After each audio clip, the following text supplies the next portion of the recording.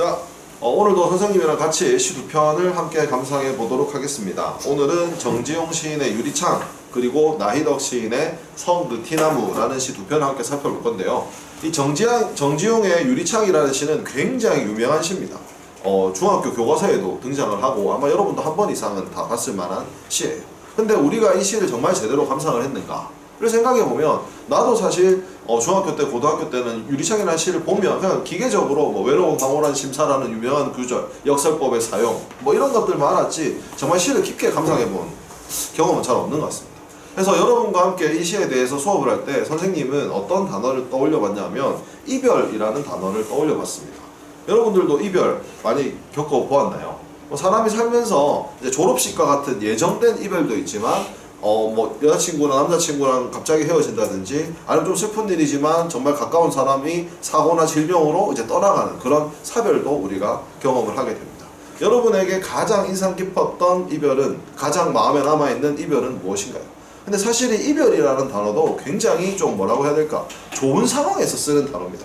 역설적이죠. 왜냐하면 이별은 슬프잖아요. 근데 왜 이별이 좋은 상황에서 쓰는 거냐? 여러분, 이 이별이라는 단어를 쓰는 관계는 그래도 나랑 좋은 관계였기 때문에 쓰는 거예요. 아쉬울 때 이별이라는 단어를 쓰는 거죠. 내가 정말 싫어하는 사람이나 떠나보내고 싶었던 사람, 다시는 보기 싫은 사람하고 떠났을 때 이게 다시는 안 보게 되는 상황 이별이라고 부르지 않습니다. 뭐라고 부르죠? 청산하다, 절교, 떠나보내다, 뭐 탈출하다 이런 단어를 쓰잖아요.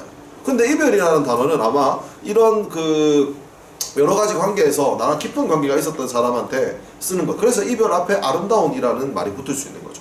선생님은 이별하면 가장 먼저 떠오르는 이별이 첫사랑하고 이별하던 순간입니다. 지금 거의 20년이 지났는데도 그 날이 굉장히 생생하게 기억에 남아있습니다. 그때는 여러분 환승이라는 게 없는 시절이었습니다. 이렇게 말하면 여러분들이 환승연애 뭐 이런 거 생각하시는데 그게 아니고 지하철 버스 환승이 없던 시절입니다. 그러니까 버스에서 내려서 하차입니다 이런 게 없었어요. 그냥 버스 내리면 다시 돈 내고 타야 되는 시절, 너무 불합리한 시절이었죠. 선생님 집에서 우리 학교까지 한 방에 가는 버스가 있긴 했는데 그러다면 중간에 굉장히 돌아갔습니다. 그래서 그날따라 저녁 무렵에 대학교 2학년이었어요. 피곤해서 가방을 메고 오늘은 도저히 중간에 못 내리겠다, 지하철 타기 싫고 그냥 버스 타고 한 방에 가야겠다라고 생각하고 버스 정류장에서 기다리고 있다가 이제 여자친구한테 전화를 걸었죠. 물론 헤어지려고 전화 건 건 아니었습니다. 근데 얘기를 하다 보니까 그동안 쌓인 감정들이나 이런 것들이 표출되는 지점들이 있었고 그러다 보니까 이제 이별로 자연스럽게 넘어가서 그 한 1시간 10분 정도 걸렸는데 버스를 타고 우리 집까지 올 때까지 그동안 계속 통화를 하면서 왔었고 한 10분 지나고부터는 계속 울고 있었던 것 같아요. 너무 뭐 어느 정도 서로 이제 문제점이 있었으니까 헤어지는 걸로 얘기가 됐지만 아직 보내고 싶지 않은 마음 그리고 그동안에 어떤 고맙고 아쉽고 이런 것들 막 서로 얘기를 하다 보니까 굉장히 좀 힘들었던 시간들이었어요. 아마 그날 선생님이랑 같이 버스를 탄 사람 중에 나를 보고 있었던 사람이 있다면 이상하게 버스 타는 내내 울고 있었어요. 그리고 그날뿐만 아니라 헤어지고 나서 한 달 정도는 후유증이 굉장히 컸습니다. 약간 버튼만 눌러도 울었어요. 비가 와도 슬프고 막 이렇게 음악이 나와도 슬프고 뭐 추억이 떠오르는 단어가 나오면 슬프고 너무너무 힘들었던 그런 기억이 납니다. 이별은 사람에게 이렇게 많은 아픔을 주는 거죠. 그래서 요즘은 선생님이 어떤 이별을 앞으로 나에게는 어떤 이별이 있을까 생각을 해봤더니 생각난 게 이거였습니다. 선생님은 강아지를 키우는데 강아지의 이름은 햇살입니다. 지금 생각을 해보니까 내가 앞으로 맞이하는 이별 중에서 굉장히 좀 나에게 크게 다가올 것 같은 이별 중에 하나가 또 가장 먼저 맞이하게 될 이별이 햇살이라는 이별이더라고요. 뭐 이렇게 말하면 햇살이가 죽을 때가 다 된 것 같지만 사실 3살입니다. 강아지는 보통 10년 남짓 살기 때문에 아직 한 10년 정도는 더 살 거라고 보지만요. 근데 가끔 그런 생각이 들어요. 얘가 없으면 어떤 기분이 들까? 이런 생각이 들더라고요. 사실 선생님이 그 여자친구랑 사귀고 헤어졌을 때는 헤어지고 나서 그 모든 흔적들을 다 없애버렸습니다. 언제 없앴냐면 새로운 사람을 만나기 전에. 심지어는 어떤 것도 있었냐면 그 여자친구가 이제 대학교 MT를 갔다가 바닷가로 해변으로 놀러 갔는데 거기서 돌이랑 조약돌 이런 걸 주워가지고 소라를 주워가지고 유리병에 담아서 쌤한테 줬거든요. 그런 것까지 다 보관하고 있었어요. 그러다가 헤어지고 나서 군대를 갔다 와서 새로운 여자친구를 사귀었는데 그걸 갖고 있으니까 자꾸만 그런 흔적들 때문에 옛 생각이 날 수 있잖아요. 그게 새로운 사람한테 대한 예의가 아닌 것 같아서 다 태우고 다 버렸어요. 근데 나중에 내가 좀 후회가 되더라고. 그래도 그것도 나의 인생이었는데 사진까지 진짜 얼마나 철저하게 지웠는지 흔적을 찾아볼 수 없어. 아무 사진도 없고 아무 글도 없고 아무 흔적도 없으니까 너무 내 인생이 날아간 것 같아서 아쉽더라. 근데 뭐 그렇다고 해서 남겨뒀으면 지금까지 어떻게 남겨뒀겠어요. 집에 와이프가 이거 뭔데 이렇게 물으면 그냥 옛날에 주웠던 돌이야 이렇게 할 수가 없잖아요. 그래서 뭐 없애긴 없애야 되겠었죠. 근데 우리 이제 햇살이를 생각해 보면 이제 햇살이가 이제 언젠가는 이제 무지개 다리를 건너가겠죠. 그러면 햇살이가 가고 와서 내가 햇살이의 흔적을 단단히가 힘드니까 다 지울 거냐, 뭐 물건을 다 버릴 거냐. 생각해 보면 그건 아닌 것 같더라고요. 그래서 정말 나와의 인생에서 이렇게 크게 함께했던 이런 존재들과 이별한다는 이런 사실은 사람으로 하여금 굉장히 슬픈 상처를 갖게 만드는 것 같습니다.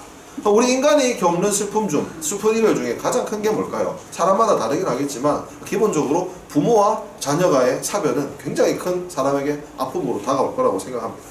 지금 여러분들 부모님 다 젊으시니까 별 생각 없겠지만 여러분들이 나이가 들어가면 부모님도 나이가 언젠가는 떠나보내야 되겠죠. 생각도 하기 싫을 만큼 굉장히 큰 아픔일 거라고 생각해요. 근데 여러분 반대로 부모가 자녀를 잃는다면 어떨까요?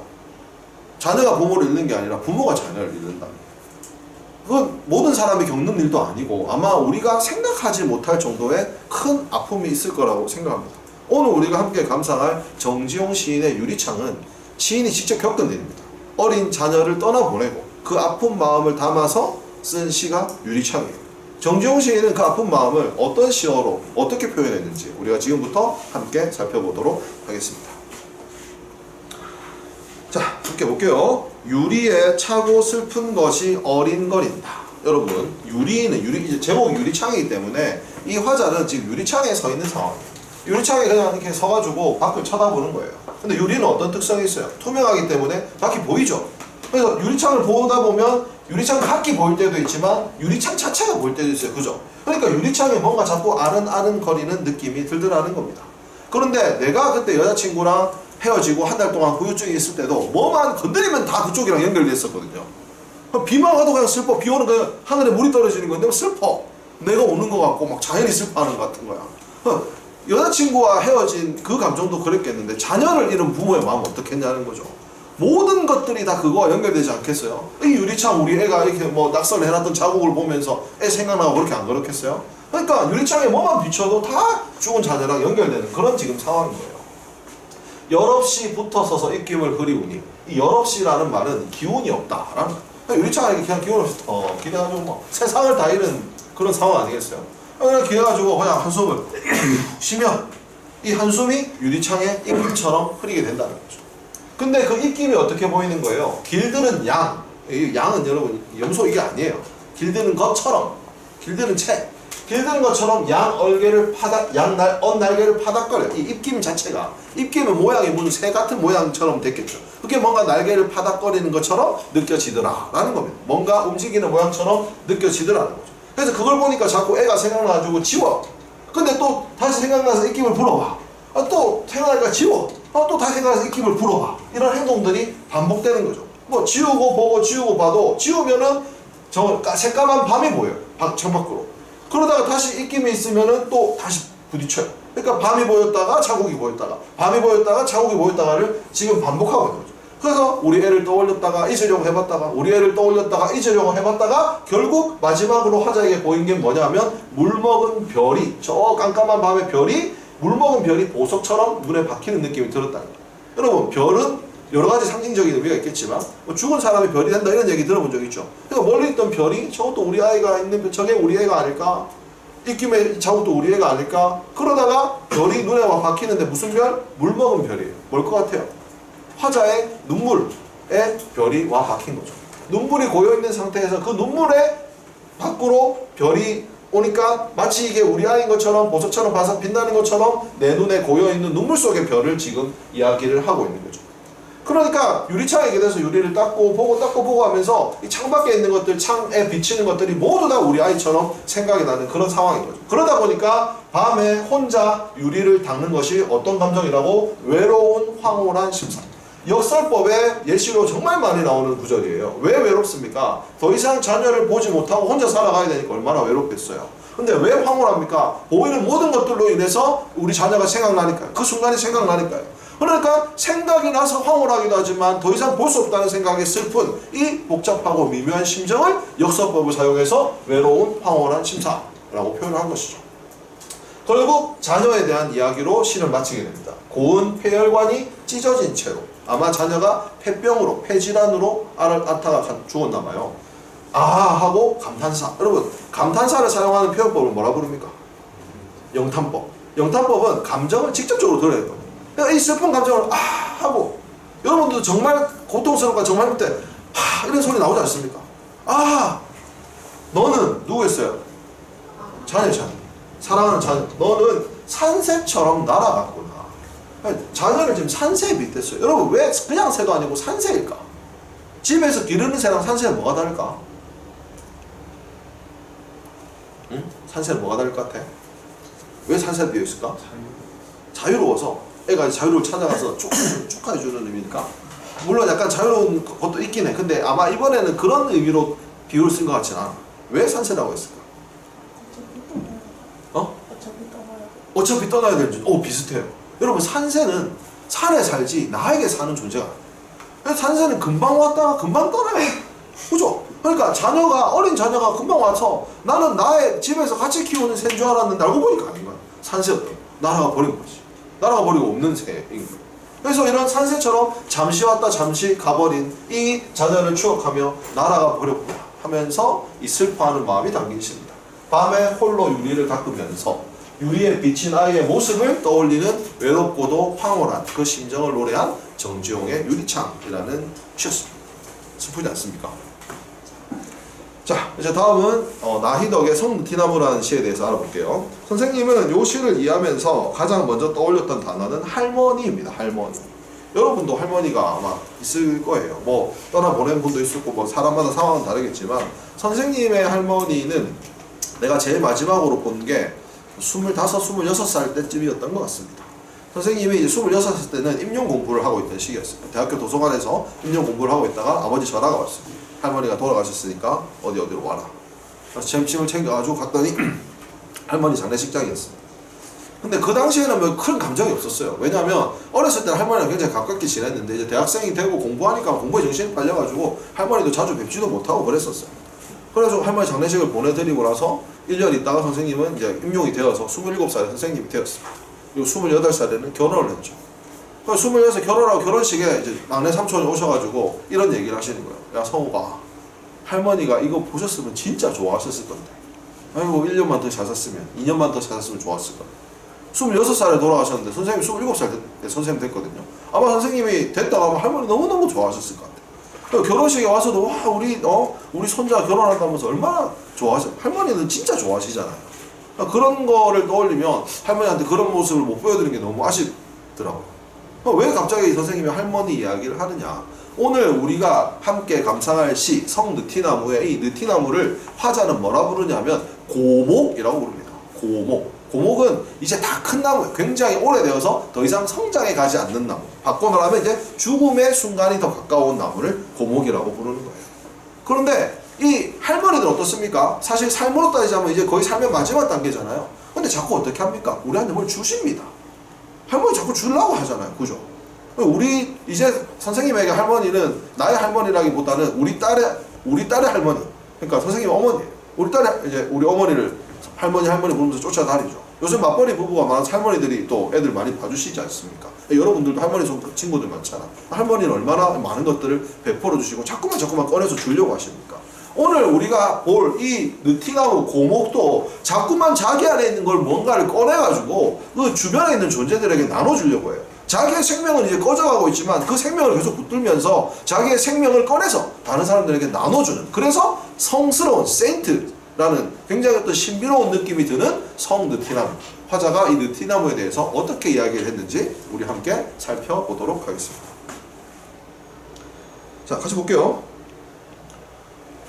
속이 검게 타버린 고목 나오죠. 그러니까 여러분 나무 보면 안에 시꺼먼 그런 나무들 본 적 있죠. 속이 검게 타버린 고목이지만 창년 덕산리에 있는 느티나무, 구체적인 지명을 통해서 어떤 화자가 보고 있는 나무를 표시해 주기도 하고, 읽는 우리 입장에서는 아 이게 정말 진짜구나 하는 느낌을 갖고 이렇게 만듭니다. 올봄도 잎을 내었다. 여기서 중요한 단어는 도입니다. 도는 언제 쓰는 거예요? 계속 될 때 쓰는 거잖아요.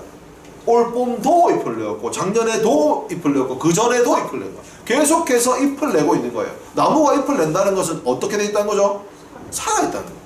야, 이제 속이 검게 타버려서 이제 죽은 고목 같았는데 올 봄에도 잎을 내었구나. 대단하다. 아직도 생명력이 있구나. 잔가지 끝으로 하늘을 밀어 올리며 그는, 잔가지, 나무가 이제 컸으니까 잔가지가 많겠죠. 하늘을 밀어 올리는 그라고 했습니다. 나무를 갖다 그라고 불렀네. 근데 이 그는 사람한테 쓰는 인칭대명사거든요. 그러니까 지금 나무를 뭐에 비유한 거예요? 사람에 비유한 무슨 법이 사용되었어? 의법이 사용됐죠. 왜 의법을 사용한다고? 왜 의법을 사용해? 나무의 이야기가 아니잖아 지금. 나무를 통해서 뭔 얘기하고 싶은 거야? 사람 얘기를 하고 싶은 거죠. 그래서 이 나무를 사람처럼 느껴야 우리가 더 사람 같은 이야기가 되지 않습니까? 밀어 올리면 그는 한 그루 용수처럼, 이 용수에 대해서는 여러 가지 해석이 있지만 이제 보리수 나무입니다. 이 석가모니가 보리수 나무 밑에서 해탈을 했다고 하죠. 그래서 어떤 종교적인 그런 느낌이 있는 그런 나무처럼 제 아궁이에서 자꾸만 잎사귀를 꺼낸대요. 여러분 아궁이가 뭡니까? 아궁이. 중조 재래식 부엌에서 이 불을 떼던 그 장작을 지피던 그 시설을 아궁이라고. 선생님 외갓집 외할머니 댁에 진짜 아궁이가 있었어요. 그 위에 가마솥 있었고. 가면 진짜 나무를 떼가지고 하는데 그 아궁이는 시꺼멓습니다. 왜냐하면 자꾸 불이 직접 닿으니까요. 그래서 아까 속이 검게 타버린 고목이라고 했으냐, 그 속이 아궁이처럼 느껴집니다. 그 아궁이에서 자꾸만 잎을 꺼내는 거죠. 자꾸만 아궁인데 다 타들어간 것 같은데도 잎이 나온다는 거예요. 번개가 가슴을 쪼개고 지나간 흔적을 안고도, 아마 번개를 맞았나 보죠. 번개를 맞으니까 나무가 쪼갈라지고 다 탔겠죠. 그럼에도 불구하고 저렇게 눈부신 잎을 피워내다니, 와, 정말 이 고목나무의 생명력이 대단하다라고 얘기를 하고 있는 거죠. 시커먼 아궁이를 하나 들여놨지만 거기에서 오래오래 살을 다려서 내놓는다. 여러분, 다리다라는 단어 언제 쓰나요? 다리다. 주로 뭐를 다린다고 하지? 약 다릴 때. 약 다릴 때 펄펄 안 끓이잖아요. 은근한 불에 오랫동안 우려가지고 약효가 나오도록 하죠. 그러니까 이 고목나무가 오래오래, 작년에도 올해도 그전에도 계속 뭔가 자기 살을 다려서 내놓는 느낌이라, 꾸준히 끈끈하게 은근하게 자기 생명력을 갖고 가고 있는 이 고목나무의 생명력에 대해서 얘기를 하고 있어요. 근데 살을 다린다는 거는 자기 안에 걸 꺼내서 밖으로 꺼내는 거죠. 그러면 속은 썩어 들어가겠지만 밖에 뭔가 나오겠죠. 그러니까 어떤 일들이 일어나느냐, 낮의 새와 밤의 새가 방문하고 친구가 되어줘. 그리고 다람쥐 일가가 새들어서 다람쥐의 집이 되어줘. 그리고요, 구름 몇 점 별 몇 개가 뛰어드는 놀이터가 되어줍니다. 그리고요, 바람도 숨을 모으는, 바람이 쉬었다가는 충전소가 되어주는 거죠. 그 아궁이, 그 고목의 검은 속에는 모든 빛이 모여 불탑니다. 모든 세상의 모든 것들이 모여서 아궁이니까 불이 타겠죠. 그리고 또 모든 빛이 나옵니다. 그러니까 소멸, 뭔가 그 힘든 것들이 사라지지만 또 그것들을 불태워서 새로운 것들을 꺼낸다는, 소멸과 생성이 동시에 일어나는 고목나무의 아궁이라는 거죠. 그래서 까마귀가 깃들었다가 날아가면 까만 울음 몇 개가 뻗어 있기도 한답니다. 이 구절에 대해서는 여러 가지 해석할 수 있는데, 아마 이 아궁이 검은 속이니까 아마 까마귀가 깃들었다고 생각하는 것 같아요. 근데 진짜 까마귀가 갔다가 날아갔는데 검은 울음이 있다고 하면 아마 까마귀가 고목나무한테 와서 자기의 어떤 이야기를 울음으로 내뱉을 수도 있어요. 그럼 이제 그 울음이 남아서 있는 거죠. 그러니까 뭐가 돼준 거예요? 까마귀의 힘든 일을 이야기할 수 있는 어떤 상담처가 되어주기도 한 거죠. 그 까만 속을 보니까 까마귀가 자기 속을 털어놓고 갔구나 라고 생각이 된다. 그러니까 지금 이 고목나무는 자기 속을 다려가지고 다른 사람들한테 뭘 해주는 거예요? 머물다 가는 자리, 친구, 안식처, 보금자리, 충전소, 상담소, 얼마나 많은 사람들에게 자기의 것을 내어주는 고마운 존재입니다. 발이 묶인 채 날아오르는 새처럼. 여러분, 발이 묶인 채 날아오르는 새는 어떻게 생겼을까요?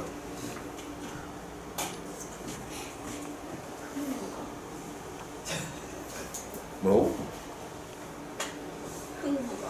흥부가? 지를 다 탈라 다리 묶어. 놀부가. 불이 날개, 발이 묶인 채. 근데 여러분, 발이 묶인 채 어떻게 한다고요? 날아. 그러니까 이렇게 막 파닥파닥거리지 않겠습니까? 그러면 발이 묶인 채 날아가는 새를 지금 새 뭐를 비유했는데? 나무가 발이 묶인 채 날아가는 새 같다고.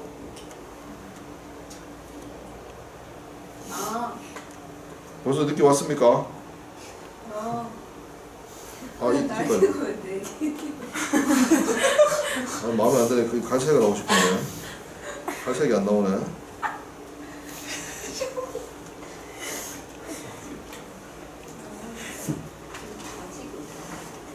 자, 갈색.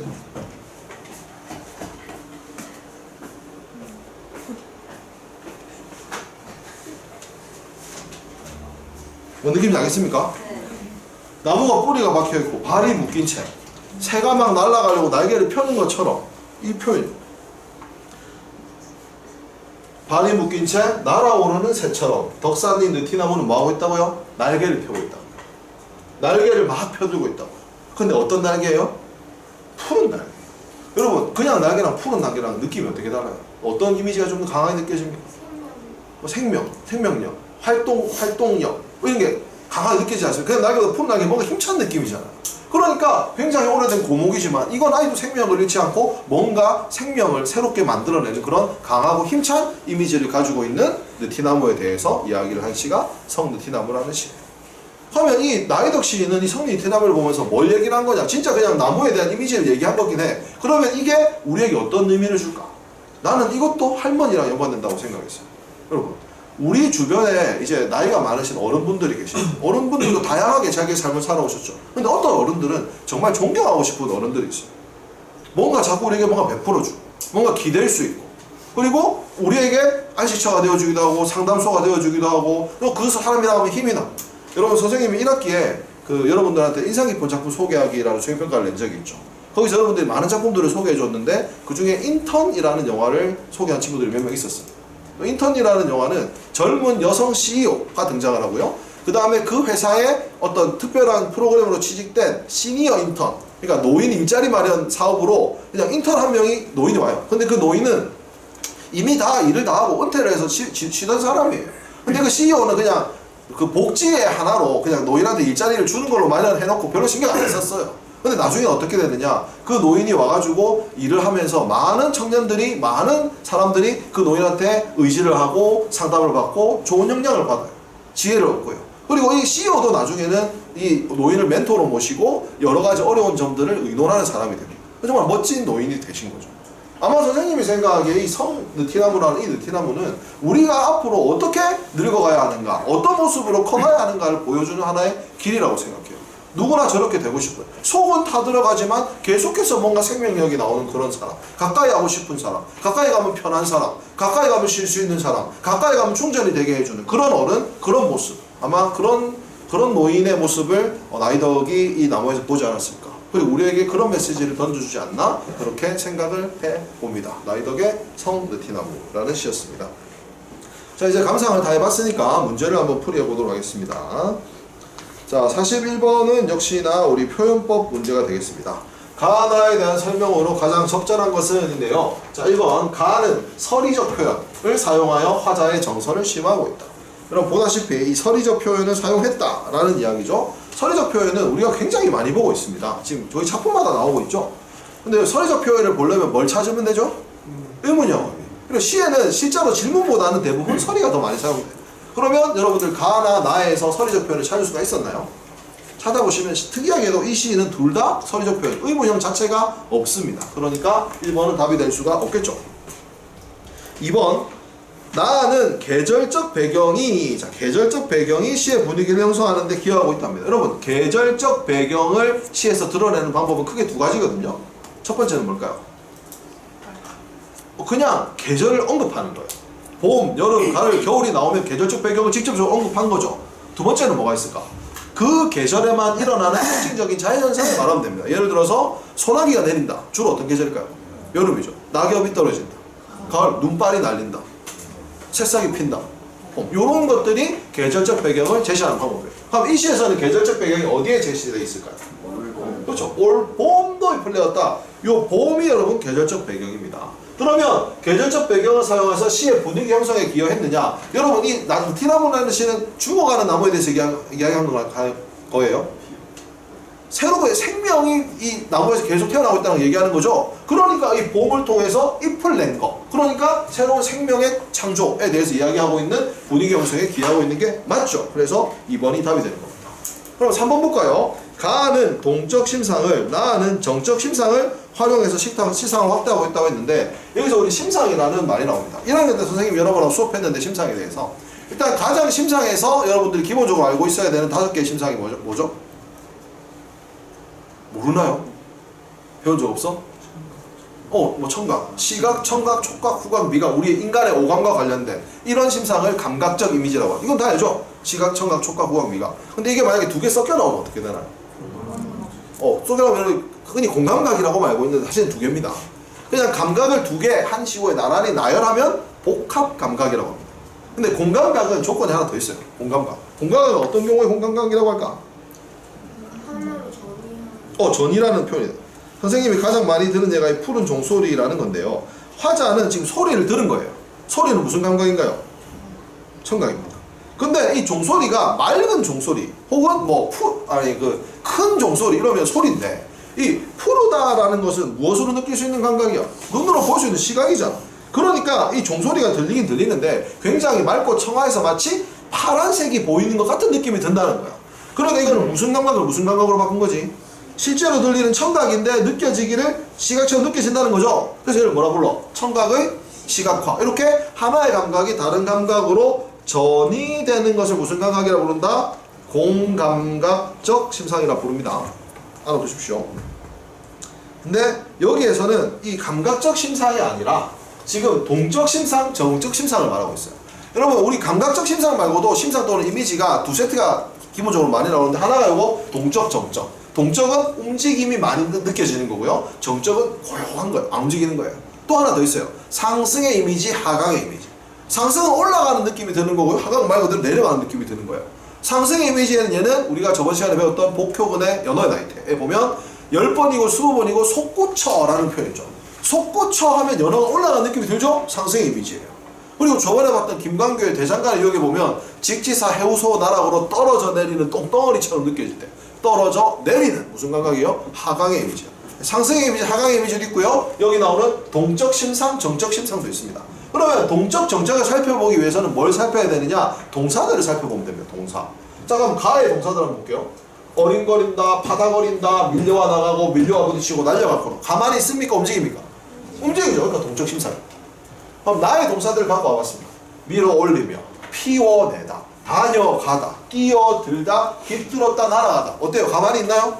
움직이죠. 그러면 정적이라 하면 됩니까? 안 되죠. 동적입니다. 근데 나를 정적이라고 했기 때문에 틀린 것이 되는 겁니다. 아시겠죠? 이미지는 좀 알아두셔야 됩니다. 4번 보겠습니다. 가는 인간과 자연을 대비. 인간과 자연을 대비. 그 다음에 나는 자연을 인간에 빗대요. 2개입니다. 2개가 달라요. 여러분 대비라는 말하고 구분해서 알아둬야 되는 단어가 대조라는 단어가 있습니다. 여러분 대조하고 대비하고 어떻게 다를까요? 대조하고 대비가 어떻게 다를까?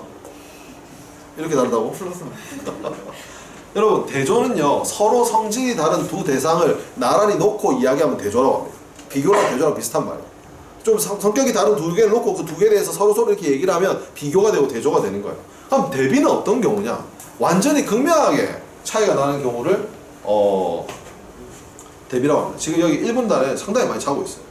근데 2분단은 아무도 안 자요. 이게 대비예요. 왜냐면 얘들은 자고 얘들은 안 자고 있거든. 그러니까 성질이 다르잖아. 차이가 나잖아. 이런 걸 대비라고 하는 거야. 근데 지금 가에서는 어떻게 했다고? 인간과 자연을 대비했다. 그러면 인간과 자연의 속성이 지금 차이가 나야 돼요. 반대가 돼야 돼요. 그러면 가에 인간은 누가 있을까? 유리창에서 인간, 화자와 죽은 자녀가 인간이라고 볼 수 있겠죠. 그러면 자연물이라고 할 수 있는 게 뭐가 있냐면 별이랑 산새가 있어요. 별이랑 산새. 별이랑 산새는 뭐를 표현한 거지? 죽은 자녀예요.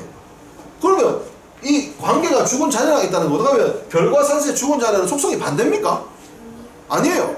그리고 오히려 이 자녀를 갖다가 별과 산새라는 자연에 빗대어 표현한 거예요. 자연과 인간이 대비되는 경우는 고전 시가에 많이 나옵니다. 인간은 유한한데 자연은 무한하다.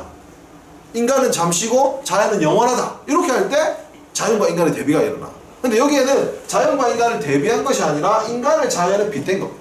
나는 어때요? 자연, 느티나무를 그라는 인간에 빗댔죠. 그러니까 나에 대한 설명은 맞아요. 근데 가는 인간을 자연에 빗대어 라고 해야 맞는 표현이 되는 것이죠. 죽은 자녀를 별에 빗대서 죽은 자녀를 산새에 비유하여 이렇게 해야 됩니다.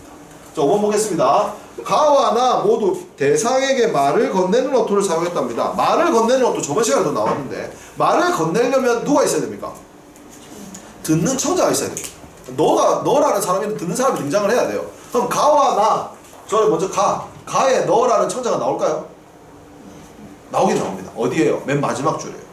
아 너는 산새처럼 날아가라. 근데 이거는 너한테 말을 거는 게 아니고 화자의 혼잣말 중에 그냥 너가 나온 거예요. 아 너는 같구나 이거지. 네 앞에다 대고 야 너는 나 이게 아니란 말이에요. 그러면 대화체는 말 형식은 어떤 데에 나타나느냐. 여러분들이 저번에 봤던 시 중에 하나인데 작년이 올해였나? 이수익 시인의 결빙의 아버지에 보면 어머님 나의 어렸을 적 목조 적산 가옥 2층 다다미밤은 너무너무 추웠어요. 여러분 엄마를 딱 청자를 내세우고 엄마한테 얘기하잖아. 이런 게 뭔데? 말하는 어투죠. 근데 말을 했을 때 청자가 답도 하는 걸 실어놨으면 그건 뭐예요? 말을 했는데 청자가 막 대답도 해. 그럼 어떻게 되는 거야? 대화야 대화. 청자 이야기도 나오면. 근데 질문을 하고 대답까지 하면 문답까지 갈 수 있는 거예요. 그러니까 말하는 어투, 대화, 그 다음에 문답까지 세 가지 종류가 있습니다. 어쨌든 이렇게 하면 친구가 드러나지만 가와 모두 대상에 말을 건네는 형식이 없기 때문에 이것도 답이 안 됩니다. 그래서 정답은 2번이 되겠습니다. 자 42번입니다. 이거 많이 틀리셨을 건데 어쩌면 이 문제가 이 시 두 개의 굉장히 중요한 부분을 다루고 있다고 볼 수가 있습니다. 여기서 보시면 가와 나에 어떤 소재가 등장하냐면 소재가 지니는 속성은 작품을 이해하는 데 중요한데 가와 나에 모두 이중적인 속성을 가진 소재가 쓰였다라고 보기에서 말하고 있어요. 가의 이중적인 속성을 가진 소재는 유리창입니다. 여러분 유리창은 두 가지가 동시에 되는데요. 첫 번째 밖을 볼 수 있습니다. 투명하죠. 밖을 볼 수 있지만 또 뭐가 되죠? 막아줍니다. 여러분 지금 창문을 열면 어떨까요? 춥겠죠? 왜? 바람이 들어오잖아. 근데 유리창을 닫으면 바람이 막히죠? 차단이 됩니다. 그렇지만 밖을 볼 수 있어요. 그러니까 어떤 성질이 있어요? 투명하지만 차단성을 갖고 있는 게 유리창이에요. 그 다음에 두 번째는 아궁입니다. 아궁이는 어때요? 불을 뗍니다. 불을 떼면 그 장작은 없어져야 되죠. 타야 됩니다. 근데 장작이 타면서 또 뭐가 나오나요? 열과 빛이 나와요. 그래서 뭐가 소멸과 생성이 되는 두 가지 속성을 모두 갖고 있는 소재들입니다. 그러면 이 유리창과 아궁이라는 속성이 이 시에서 어떤 의미를 드러내고 있는가를 찾는 문제입니다. 그럼 1번 보겠습니다. 가의 화자가 창밖의 세계에 있는 너를 만날 수 없는 건 유리창이 닫혀있다. 즉 차단되기 때문이죠. 적절하네요. 2번 가의 화자가 밤에 유리를 닦으면서 밖에 있는 물체를 보면서 소통을 하려고 하는 것은 유리창이 투명하기 때문인 거죠. 그러니까 유리창의 이중적인 속성을 활용해서 잘 표현을 했네요. 3번 다의 고목이 발에 묶인 채 하늘을 밀어 올리는 모습은 아까 푸른 날개가 돋는 그 모습이죠. 이거는 어떤 의미를 드러낸댔지? 나무가 죽은 것이 아니라 계속해서 생명력을 뻗어나가고 있다. 그러면 소멸이랑 이어집니까? 생성이랑 이어져야죠. 이게 3번이 틀렸어요. 이건 소멸이 아닙니다. 그럼 4번 볼까요? 나의 고목이 새들과 다람쥐 일가의 생이 터전이 되는 건 뭔가를 제공하는 거죠. 그러니까 뭐라는 게 되어 있는데? 생성. 만들어주는 거잖아. 터전을 제공해주는 거잖아. 자, 그 다음 5번 봅시다. 고목이 살을 다려요. 그러니까 내 살을 다린다는 건 내 살을 내어준다는 거지. 그러니까 내 살은 소멸합니다. 하지만 이것들을 내놓으면 다른 사람들에게 휴식 공간이 되고 상담처가 되니까 생성이 되죠. 그래서 요 다리는 모습은 소멸, 내놓는 모습은 생성이랑 연결이 되기 때문에 5번 선택지도 맞는 얘기가 됩니다. 그래서 정답은 3번이 되는 겁니다. 마지막 문제입니다. 보기랑 연관이 있긴 한데 이건 보기보다는 요 밑에 것만 보고 풀면 돼서 밑에 것만 보고 풀겠습니다. 여러분 이 문제는요 시에 나타나 있는 어떤 표현법을 갖고 푸는 문제인데 보기를 바탕으로 아래 탐구과제를 수행한 결과에 대한 근거를 찾아봐라 라는 얘기입니다. 탐구과제를 봤더니 내용이나 형식면의 차이점에도 불구하고 가, 나는 서로 대응이 잘 돼가지고 있다. 그래서 요 세 가지를 제시해주고 있어요. 첫 번째 반복이 드러나더라. 행위의 반복. 두 번째 역설적 표현이 드러나더라. 세 번째 비유적 표현이 드러나더라. 요 세 가지를 이 시에 적용시킨 게 요 선택지입니다. 자, 빨간색이 이 행위의 반복이 여기에 드러나 있고 역설적 표현이 여기에 드러나 있고 비유적 표현이 여기에 드러나 있어요. 그럼 먼저 행위의 반복을 봅시다. 가에 지우고 보고 지우고 봐도 뭐를 자꾸 지워? 유리창에 있는 자국을 지우고 봤다가 지우고 봤다고 하죠. 뭡니까? 이 자녀를 자꾸 보고 싶은 마음, 즉 그리움이 드러나는 거 맞아. 반복적으로. 그 다음에 자꾸만 입살, 자꾸만 꺼낸다는 거, 계속 꺼낸다는 거죠. 반복이죠. 그럼 내 안에 뭘 자꾸 생명력을 꺼내는 거예요. 부단한 생명력. 괜찮습니다. 자, 역설법이에요. 외로운 황홀한 심사, 어울리지 않는 수식어가 2개 붙었죠? 이건 뭡니까? 죽은 자식을 떠올리고 있는 상황에서 보고 싶기도 한데 볼 수 있어서 좋기도 한데 또 생각이 나니까 힘든 외로운 황홀한 심사. 이게 화자의 모순된 심리를 제시하고 있는 표현 맞죠? 선택지는 아니지만 모든 빛이 타고 또 모든 빛이 나오니까 타고 나오는 거니까 역설적이라고 볼 수 있겠습니다. 자, 마지막으로 비유적 표현에 대한 문제입니다. 산새, 아까 뭡니까? 죽은 자녀를 잠시 머물다가는 산새에 비유했죠? 그러니까 화자의 품을 떠나버린 연약한 자식을 비유한 거 맞네요. 이를 통해서 화자의 상실감을 형성. 이 새가 내 안에 오래 있을 줄 알았는데 산새처럼 빨리 날아가 버렸잖아. 그러니까 상실감이 크겠죠. 4번은 맞아요. 한 5번을 보겠습니다. 날아오르는 새, 아까 선생님 그림 그렸던 거죠. 날아오르는 새, 바로 못 꼈는데. 날아오르는 새는 하늘을 향해 가지를 뻗고 있는 느티나무의 모습을 비유적으로 표현한 거 맞습니다. 그러니까 비유는 맞잖아요. 그러면 이제 뒤에 걸 보자. 죽음도 기꺼이 감내하는 나무의 수용적 태도. 수용이 뭔데? 받아들이는 거야. 그러면 나무가 이제 내 죽을 때 됐다. 그동안 고생했다. 안녕. 이렇게 하는 거예요? 아니잖아. 자꾸만 자기의 살을 내려서 내놓잖아. 이번에 도 잎사귀를 피웠잖아. 그러니까 끊임없는 부단한 생명력, 뭔가를 만들어내는 이 느티나무에 대해서 이야기하는데 죽음을 감내하는 수용적 태도라고 하면 안 되죠. 그래서 정답은 5번이 되겠습니다. 자, 오늘은 정지용의 유리창 그리고 나이덕의 성느티나무를 함께 풀어보고 기출문항도 풀이를 해보았습니다. 고생하셨고요. 오늘 수업은 여기까지 하겠습니다. 수고했습니다.